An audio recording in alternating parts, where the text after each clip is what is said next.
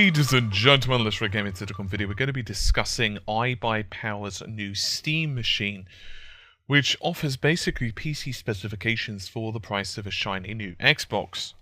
We don't have all of the specifications yet. Regardless, for $499 you get a multi-core AMD CPU, an AMD Radeon R9 270, which gives you kind of like a Radeon HD 7870 performance. You also get a Steam controller, Wi-Fi, Bluetooth, 500 gigabytes of hard drive space, and Valve Linux-based Steam OS. So what can it do?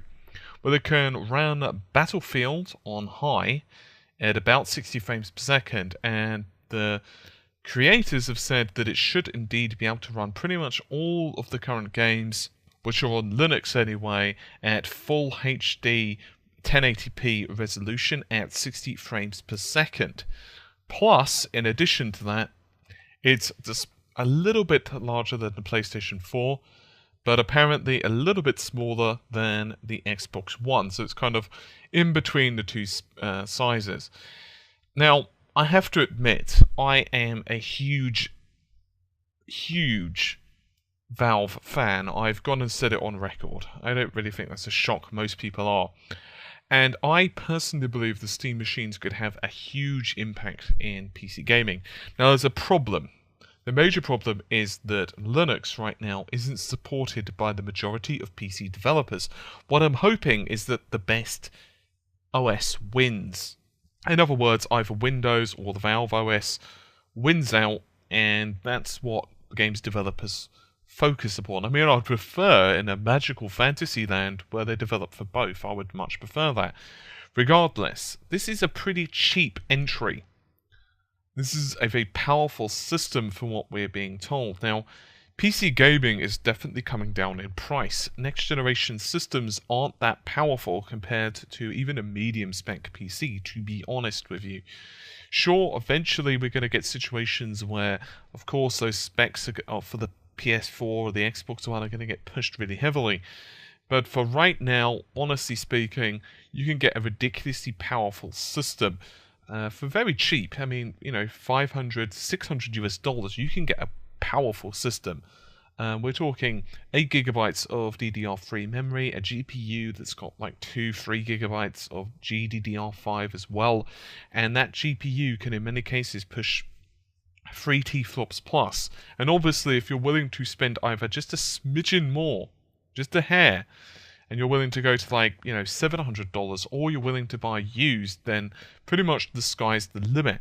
In my personal opinion as well, since the next generation console games are so bloody ludicrously expensive, at least for the UK, I mean, we're basically being asked to cough up like, what, £60 for some EA games, and it's very expensive, to be honest. Sure, we can go into the store and we can pick them up for 50 Great British pounds, but here's the thing. If I was to look at, say, Assassin's Creed 4 for the PS4, and I was doing this because I need to buy it for the PS4 so we can do some coverage on it, it's about £50, give or take a pound or two new. And meanwhile, on the PC, you're looking at about £25 to £27 brand spanking new. My point being that I think the Steam machines could well be a situation where players could really embrace them if there's some good games on, if there's stability there, if it's easy to use. It's going to actually work out to be cheaper, because you've already got situations where, let's say you were to buy 10 games. In the case of Assassin's Creed, let's even round it up. It's actually slightly more than what I'm about to say. It's actually slightly more of a saving, but let's just round it up and say you're saving £20. In which case, just 10 games is £200 saved, which is quite substantial when you weigh it up against a next generation purchase. It means that, for example, A PS4 becomes like 550 to 600 just in terms of the console and the savings. It can make quite a difference. Now, I'm not trying to turn this into a PC versus console debate. I'm just merely pointing out what a lot of people are starting to think in the industry right now. Valve are definitely going to start to make some headroad into the living room. It also, however, does have some problems. The Valve OS is fairly limited and obviously doesn't have the file browsing capabilities and other bits and bobs that you would pretty much expect. However, remember that the Steam OS is pretty damn open. You can do pretty much anything you want with it, and the Steam systems themselves, or Steam machines, can indeed be fitted with Windows. They can be, for example, put on with a different distribution of Linux if you so wish. Whatever you desire, it's completely up to you. And that level of customization, in my opinion, is going to be a really good thing. I'm not exactly sure how successful the whole situation is going to be. Valve definitely have a great distribution platform, and obviously there are going to be a range of Steam machines. Like, for example, this one is certainly not going to be the cheapest, but it's also certainly not going to be the most expensive. There are going to definitely be more expensive machines, and definitely going to be cheaper machines, and of course going to be ranges of NVIDIA hardware, AMD hardware, Intel-based machines as well. So there's pretty much going to be something for every budget. What I do feel, however, is that for console players right now who aren't that familiar with the specifications of a PC, and they're just like, okay, I don't really understand.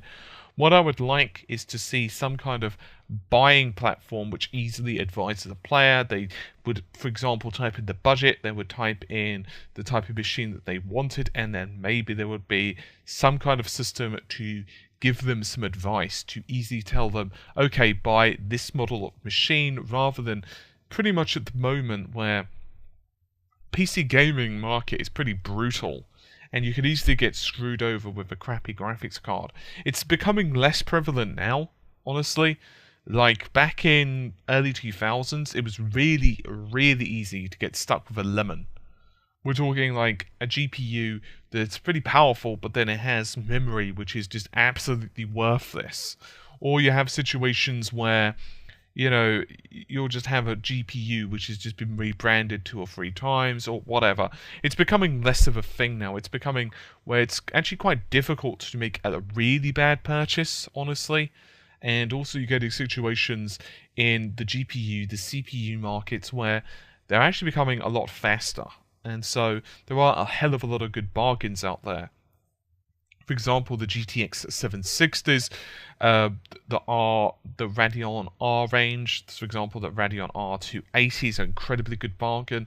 The Radeon R270 is also a really good bargain. And of course, we've also got the really powerful systems, like the GTX 780 Ti, which is actually faster than the NVIDIA Titan. It's not quite so good for creation work because it doesn't have the compute infrastructure, but for most gamers, they don't really give a crap about that, if I'm totally honest. Anyway, hopefully you've enjoyed the video. I'll see you soon. Take care. Bye for now.